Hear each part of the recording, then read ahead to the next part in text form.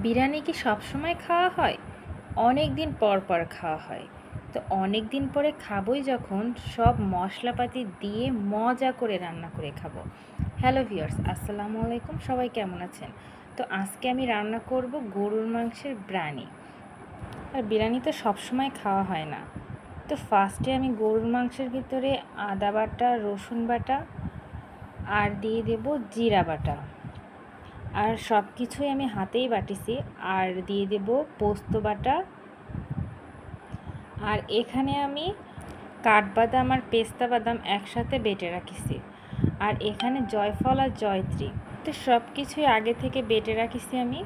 তো এবার আমি সব কিছু একসাথে মিশায় নেব। আর এতে এবার দিয়ে দেব লেবুর রস। তো লেবুর আমি একটার অর্ধেক দিছি লেবু। তো দুইটার লেবুর রস আমি বের করে নিলাম। আচ্ছা, আপনি কি ঝাল পছন্দ করেন? তো ঝাল পছন্দ করলে কিন্তু অবশ্যই একটু বেশি করে শুকনো মরিচ দিতে হবে। আর যদি ঝাল কম পছন্দ করেন তাহলে একটু কম করে। তো আমি একটু স্পাইসি স্পাইসি রাখতে চাচ্ছি, এই জন্য শুকনো মরিচ দিয়ে দিলাম, মানে গুঁড়ো ঝাল যেটা, সেটা আমি দিয়ে দিলাম 2 টেবিল চামচ। তো এবারেতে আমি দিয়ে দেব টমেটো সস। এবারেতে দিয়ে দিলাম লবণ। তো লবণ আমি একটু কম দিছি, যেহেতু আমি বিরিয়ানির মশলাটা ইউজ করব, এই জন্য একটু অল্প করেই দিছি। এবারেতে দিয়ে দিলাম টক দই। তো এটা আমি ফ্রিজে আগে থেকে রাখছিলাম, এই জন্য একটু পানি পানি। তো টক দই দিয়ে আমি সুন্দর করে মাংসটা একটু মাখায় নিয়ে নিলাম। আর এটা আধা ঘন্টা ম্যারিনেট করে রাখলে সব থেকে ভালো হয়। তো এবারেতে দিয়ে দেব রাঁধুনি বিরিয়ানির মশলা। তো অল্প করে দেব আমি, যেহেতু আবার চালের ভিতরে আবার দিব, এই জন্য অল্প দিয়ে আমি সুন্দর করে মাখায় নিয়ে নিলাম। এখন একটা কড়াইয়ে আমি তেল দিয়ে দিলাম। আর আমি আগে পেঁয়াজ ভেজে নেব বেরেস্তার জন্য। আর আমি বাসায় সবসময় বিরিয়ানি রান্না করি না, দেখা যাচ্ছে মাঝে মাঝে অনেক দিন পরে একদিন রান্না করি। আর দেখা যাচ্ছে খিচুড়িটা রান্না করা হয়, কিন্তু বিরিয়ানিটা সবসময় রান্না করা হয় না। তো অনেক মশলার খাবার আসলে কম খাওয়াটাই ভালো, এই জন্য সবসময় রান্না করা হয় না। তো ভাবলাম অনেক দিন পরে যখন রান্না করতেছি, তো সুন্দর করে যেন অনেক মজা হয়, এভাবে রান্না করি যেন প্রশংসা পাওয়া যায়। তো পেঁয়াজ ভাজা শেষ হয়ে গেছে, এখন পেঁয়াজগুলো উঠায় নিতে হবে। আর এবার উঠায় নিয়ে এবার আমি এতে আলু দিয়ে দেবো। এই তেলেই আমি আলুগুলো একটু ভেজে নেব।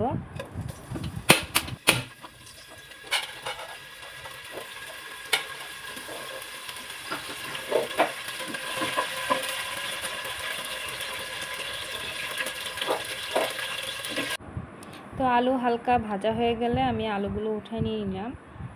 তো এবার কড়াইয়ে আমি আরও একটু তেল দিয়ে দিলাম, দিয়ে এবার পেঁয়াজ দিয়ে দেব। তো পেঁয়াজগুলো দিয়ে কিছুক্ষণ ভাজবো, পেঁয়াজটা বেশি ভাজবো না। আর এবার পেঁয়াজের ভিতরে আমি একটা তেজপাতা আর দিয়ে দেবো এলাচ আর দারুচিনি দিয়ে এবার পেঁয়াজটা একটু হালকা ভেজে নেব। এবার ম্যারিনেট করা যে মাংসগুলো ছিল সম্পূর্ণ আমি দিয়ে দেব। এবার এই মাংসের ভিতরে আমি আরেকটু মশলা দিয়ে দেব, বিরিয়ানির মশলা দিয়ে এবার মাংসটা সুন্দর করে নাড়াচাড়া করব, যাতে সুন্দর করে মশলাটা মিশে যায়। আর এতে আমি এখন কোনো পানি দেব না, কারণ মাংস থেকে পানি ছাড়বে, এই জন্য এখন পানি দেব না।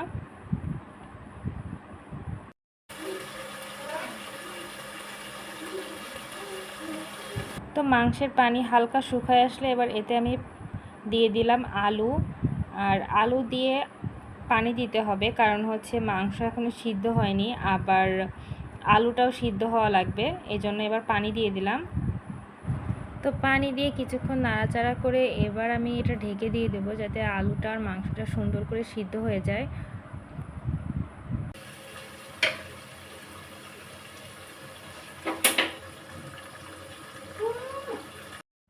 তো আলু আর মাংস দুইটাই সিদ্ধ হয়ে গেছে।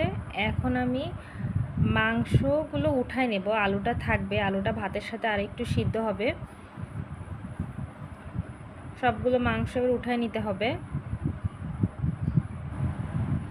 তো সবগুলো মাংস উঠায় নিয়ে এবার এতে আমি দিয়ে দিলাম চাল, আর আমি সাথে দিয়েছি কিশমিশ, এই জন্য চালের সাথে কিশমিশ দেখা যাচ্ছে। তো এবার ভালোভাবে চালটা কিছুক্ষণ ভাজার পরে আমি আগে থেকে গরম পানি দিয়ে রাখছিলাম, তো গরম পানিটা দিয়ে দিলাম এবার।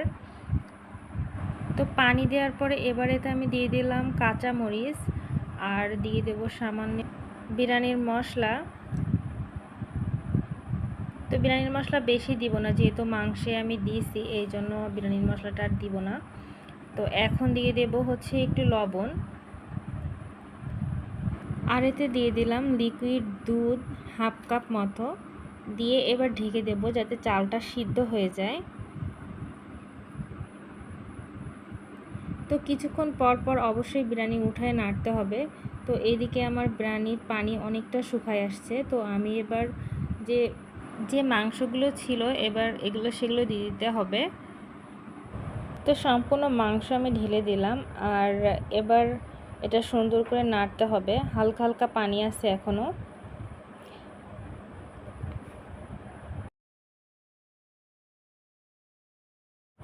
তো কিছুক্ষণ নাড়ার পরে এবার আমি এতে দিয়ে দিলাম একটু কাঁচা মরিচ 2টা, আর দিয়ে দিলাম একটু টেস্টিং সল্ট, আর এবার দিয়ে দিতে হবে ঘি। তো আমি 1 চা চামচ ঘি দিলাম, কারোর পছন্দ হলে এর থেকে বেশি দিতে পারে। দিয়ে এবার কিছুক্ষণ ঢাকা দিয়ে রেখে দিলাম, আর কিছুক্ষণ পরে আবার একটু নাড়াচাড়া করে নিতে হবে। তো আমার বিরিয়ানি অনেকটাই ঝরঝরে হয়েছে। তো আর যে পানিটা আছে এবার ঢেকে রাখলে আস্তে আস্তে সে পানিটা অনেক টেনে যাবে, পুরোটাই টেনে যাবে, কারণ চাল এখনও হালকা একটু শক্ত আছে, যে পানি আছে সেতে সিদ্ধও হয়ে যাবে। তো যাই হোক, এবার আমি উপর থেকে বেরেস্তা দিয়ে ঢেকে দেব। তো আমার বিরিয়ানি রান্না শেষ হয়ে গেছে। তো সত্যি এটা খেয়ে আমার হাজব্যান্ড অনেক প্রশংসাও করছে। তো সবাই ভালো থাকেন, সুস্থ থাকেন, আল্লাহ হাফেজ।